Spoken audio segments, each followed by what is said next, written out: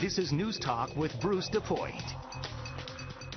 So great to have you with us on this Monday. Hi, everybody. Welcome in. Thanks very much for making us a part of your day.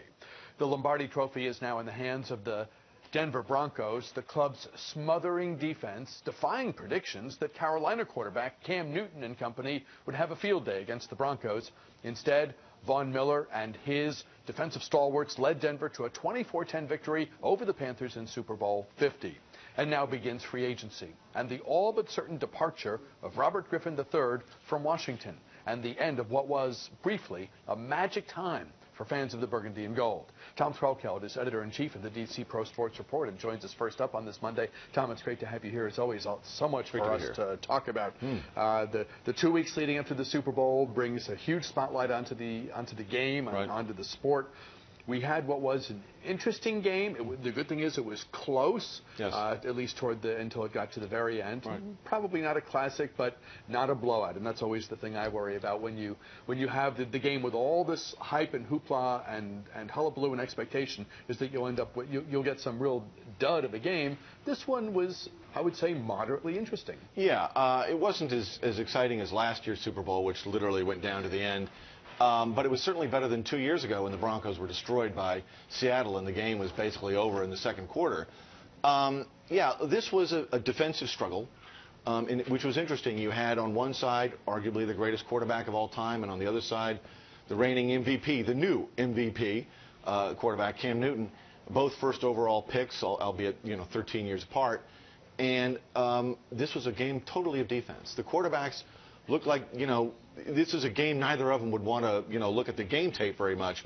And one of the reasons I thought that Denver had a very good chance to win this game was their outside linebackers, two future Hall of Famers, DeMarcus Ware and Von Miller, teeing off against Michael Orr and Mike Remmers, very average at best tackles for Carolina.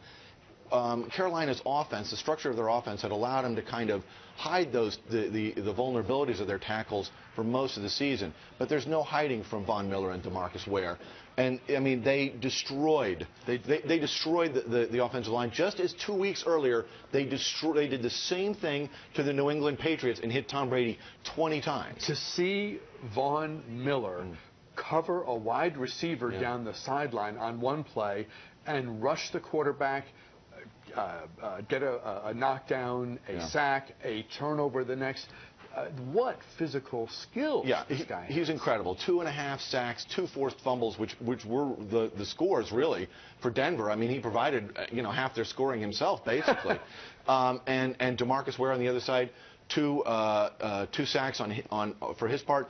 I think they hit Cam Newton 13 times, which is the most he's been hit by far all season. And you could tell the impact that had it had a huge impact on him. In the obvious terms of him being always surrounded by bodies and not being able to he was always throwing off his back foot. He had trouble finding a running lane to do what he does so well. That's one of the interesting. But the emotional impact too of, and we've seen Tom Brady and a lot of other quarterbacks deal with this too, having all those bodies and having all that, and having to take all that abuse, that was something that he struggled unsuccessfully to deal with. Yeah, that's right. Look, when you're constantly getting hit, when there's constantly a pass rush, quarterbacks bring their eyes down. They stop looking downfield and they start looking at what's about to hit them.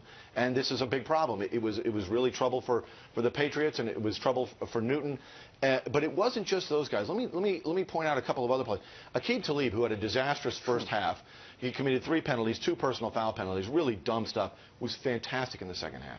T.J. Ward, the safety, was absolutely magnificent. And if it hadn't been for Von Miller and DeMarcus Ware, Ward might have been the MVP. They had those guys like Kotchery and Ted Ginn with alligator arms over the middle. Yeah, they were just fantastic. And this was a real defensive struggle. And I think that if you love defense, this was your kind of game. But it's really unlike what the NFL has become in the 21st century. It's a game of offense, it's a game of quarterbacks, and points flying up all over the board. Ron Rivera did a great job. Carolina was the elite team basically all season long, with huge expectation that they would go into the Super Bowl and really clobber Denver. At halftime, he told the sideline reporter, this game is going to come down to whoever has the ball last. And I thought, this is, I mean, he's forgotten more football than I will ever know, obviously. Right. But I thought this is not that kind of game, and it turned out that it had nothing to do with who had the ball last, which kind of speaks to the style of play we've become accustomed to seeing in the league this year, where it's where the passing is incredible and quarterbacks have a ton of success, and where the point totals grow seemingly each week. Right. When I think of who has the ball last kind of game, it's that incredible game of the Saints and the Giants earlier this season, where it went to overtime and there was like 100 points on the board and they broke all kinds of NFL records. This game was like, actually, you didn't want to have the ball at the end. You wanted to play defense in this game. The defense has really shined, and the defense has produced points.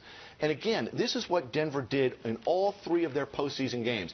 Defense and special teams beat Pittsburgh, and then they beat the Patriots, and then they beat Carolina. You could argue that the Broncos defense beat the 3 best quarterbacks in the NFL this year, and the 3 best offenses.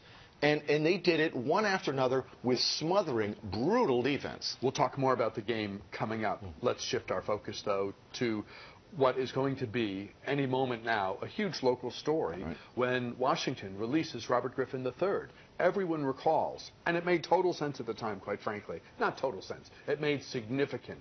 There was near unanimous agreement that while the price was high, amassing all those draft picks, top draft picks, and then shipping them to one team in order to be able to draft second overall to get this talent that was believed to be a once-in-a-generation guy, someone who would transform the NFC East and maybe the NFC for a decade.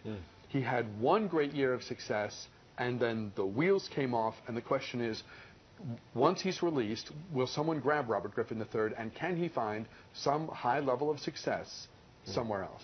Well, yeah, he will be released. He's due to earn over $16 million next year if he stayed with Washington, and so that's not going to happen.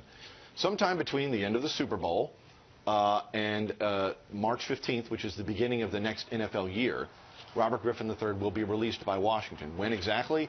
Scott McLuhan has kept his cards. He's playing them close to the vest on this one.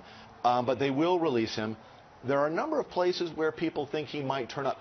First of all, he will get a job. Someone will sign him, right? Because A, he won't be that expensive because he doesn't have anything on tape that people would want to watch since 2012. But he's a great athlete. He's not the athlete he once was. The injuries have taken their toll on him.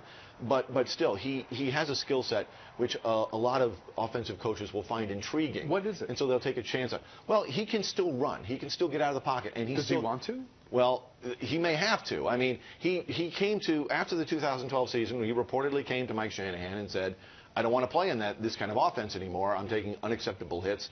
I want to play in another kind of offense. At that point, he thought he had a lot of leverage. Well, Robert Griffin III doesn't have any leverage anymore. He has to go where the jobs are. And most teams won't be interested in him. But there are 32 teams, 31 other besides Washington, and someone will want him. And there are a number of places which have been mentioned. One thing I've heard frequently is anywhere Chip Kelly lands. Well, he landed in San Francisco. Now, they have a very unconventional quarterback there right now, Colin Kaepernick, who is kind of flaming out. So Griffin might decide that's a place I could go with a solid chance of starting because Colin Kaepernick got benched for Blaine Gabbert. When you're benched for Blaine Gabbert, your career's in trouble. You wouldn't have to change the offense that much. Also, Chip Kelly simplifies his offense. His offense is very simple, easy for quarterbacks to learn. Some people say it's too simple, and defenses have cottoned on to it, and that was part of the problem he had.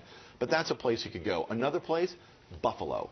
You wouldn't have to change the offense for him. Tyrod Taylor's a starting quarterback there. He's a runner.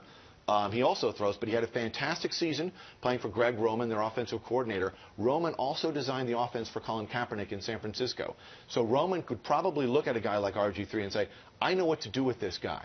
The question is, does Griffin want to instead go to Texas, the Houston Texans, go home, close to where he was? Right. That's right. And the Texans don't have a quarterback. And he might think, this is my best chance to start. But a lot of people will tell Robert, in all honesty, you're not ready to be a starting quarterback. You need to sit and learn. We'll see what Robert's brain and his ego come up with. Talking with Tom Threlkeld of the DC Pro Sports Report. A break, but we promise back with much more news talk for this Monday, right after this.